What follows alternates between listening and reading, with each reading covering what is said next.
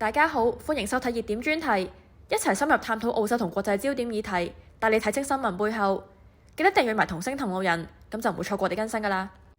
2026年9月15號，中國國務院一項新規定將會生效，條文唔長，只有19條，但當中一款足以令任何持有中國護照或者曾經同中國有身份聯繫嘅人重新諗一諗回鄉呢兩個字嘅份量。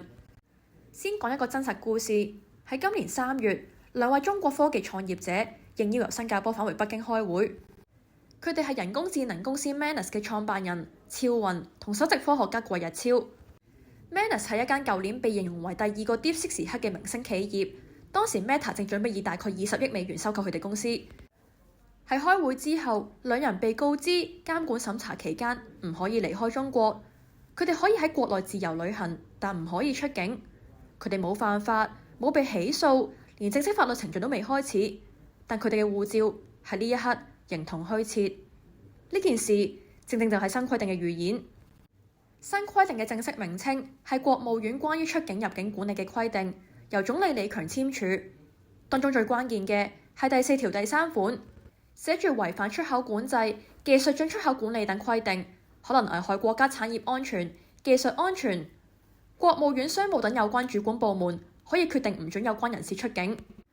呢個嘢有3個地方令人心寒。第一，冇時間上限，即係理論上可以無限期禁止出境。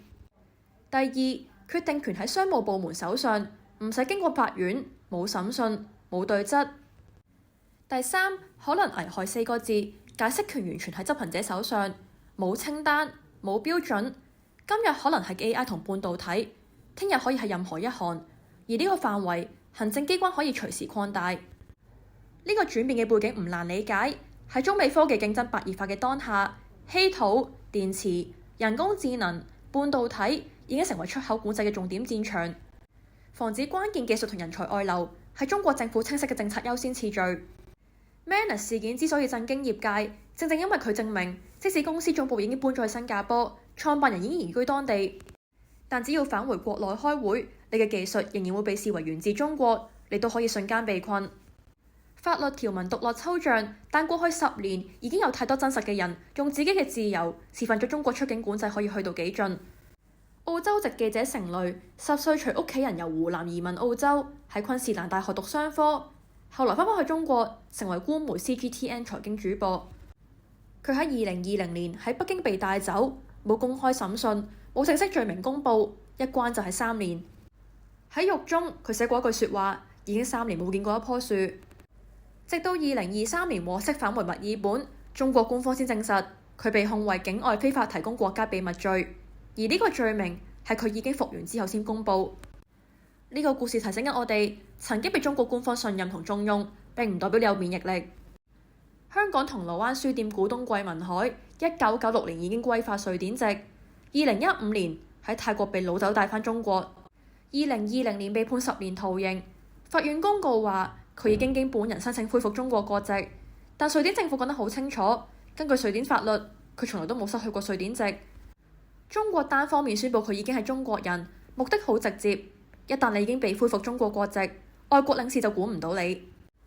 呢種操作唔止一次，今年就有旅日華商返鄉探親，傳出同樣被恢復國籍，限制出境10年。值得一提嘅仲有愛爾蘭商人 Richard O'Halloran， 佢喺一場同佢完全無關嘅商業糾紛爆發之前先加入公司，結果因為公司捲入民事訴訟，被禁止離開中國，一困就係3年。呢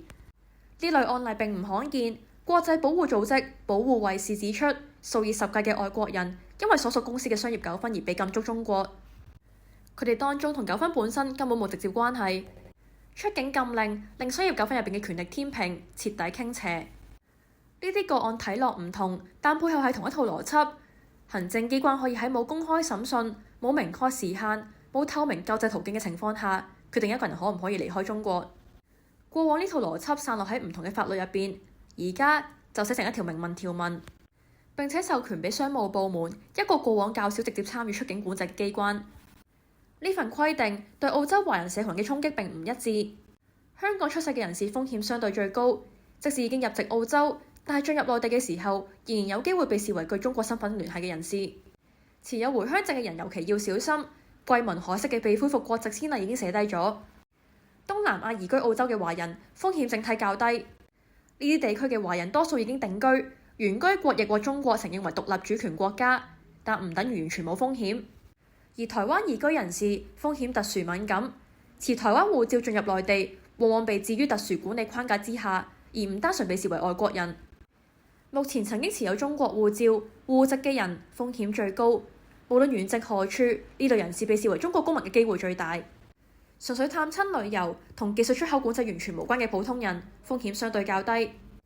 真正需要提高警覺嘅係有技術背景、有跨境商業往來或者頻繁以中國相關身份往返嘅人。